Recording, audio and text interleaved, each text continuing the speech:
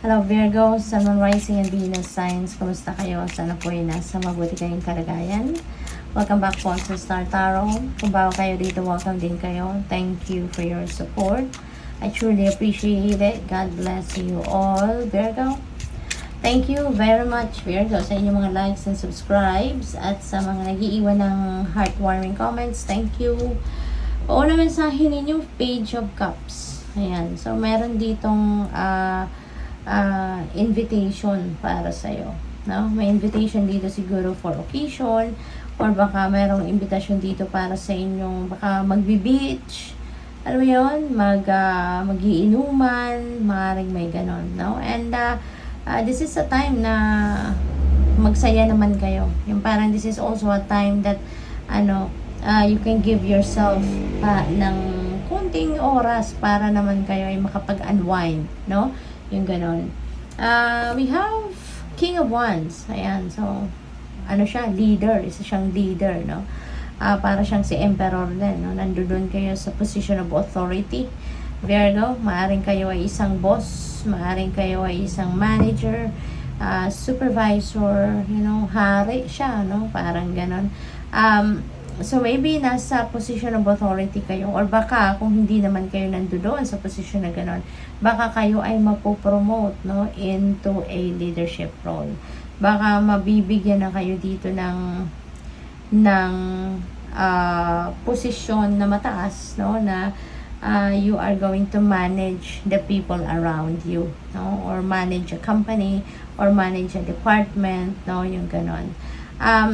Maaari din na marami, siguro there are people around you that are looking up to you, no? Siguro maraming nakikinig sa'yo, maybe you are a very influential person, maraming nakikinig for whatever it is that you have to say, no? So siguro kapag nagsalita ka na, talagang all ears ang mga tao sa'yo, maaaring ganon, no? What else? We have Nine of Swords. Ayan. So, may iniisip, may pinoproblema kayo. Maaring nagigising kayo, no? Nagigising kayo in the middle of the night. Pagtulog ninyo, maaring maaga kayo natutulog. Pero, in the middle of the night, nagigising kayo for some reason, dahil sa pag-aalala, no? So, parang hindi kayo makatulog ng maayos kasi you're worrying about something. Baka may pinoproblema kayo. Pwede rin na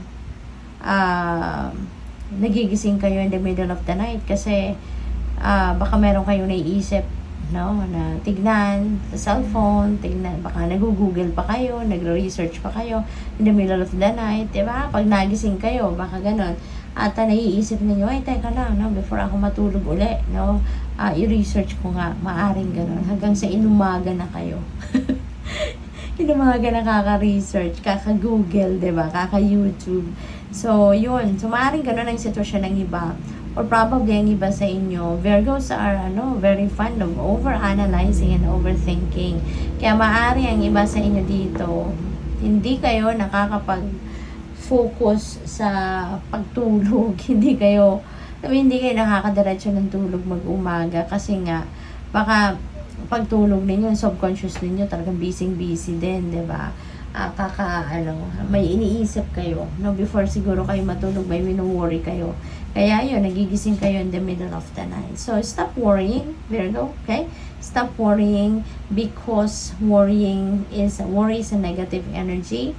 At, diba, kung ano yung energy na pinuput out natin sa universe, yun ang babalik sa atin, Kaya, if you're worrying too much, if you're always worrying, nako, expect mo na marami pang bagay, marami ka pang maiisip or may experience sa buhay mo na ipag-worry mo talaga. Kaya as much as possible, tigilan na ang pag-worry, okay?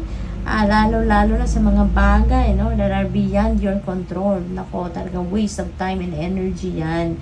Kaya wag nang mag-worry, and instead, kung ano man yung mga worries ninyo, mga concerns ninyo, idasal ninyo yan, ialay ninyo yan sa Panginoon. Then let go and let God. Allow God to help you.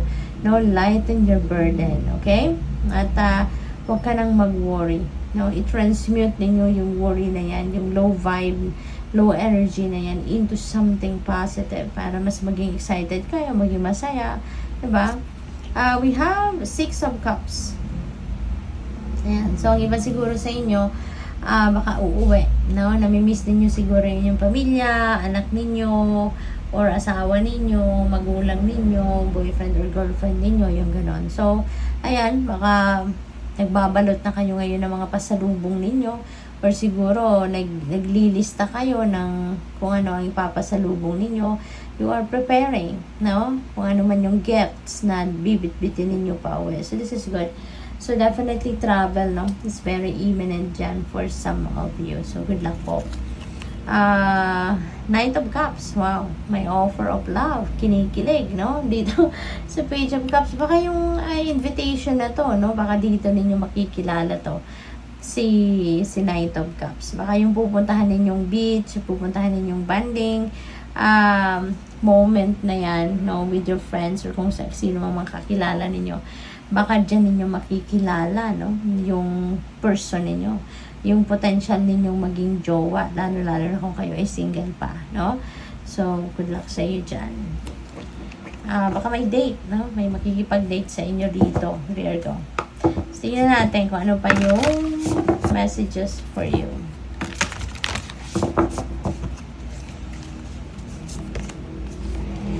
We have her knowledge runs deep. Ayan. So, focused on education, focused on learning, si Virgo. Maaring meron kayong gustong alamin, you are curious about something. Kaya siguro nagbabasa kayo ng libro, nagbabasa kayo ng mga self-help books, no? You're helping yourself. You're doing your own research, maaring ganon, no? So, good luck sa'yo. What else? We have Sweet Ostara Harvest. Yeah, so siguro harvest time ninyo, no? Maybe this is the time na you're going to reap the rewards of your hard work. This is going to be the time that you're going to reap the rewards of your labor, no? Ito yung siguro panahon para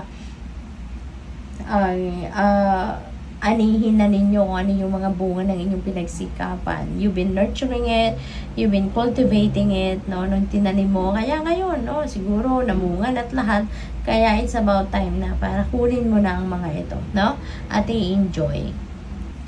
Pwede rin ang iba sa inyo rito, baka meron kayong iniisip, no, baka ngayon na you are harvesting the fruit of your labor, maaaring na-inspire kayo lalo, no, na magsipag pa, na siguro mag-expand, 'di ba?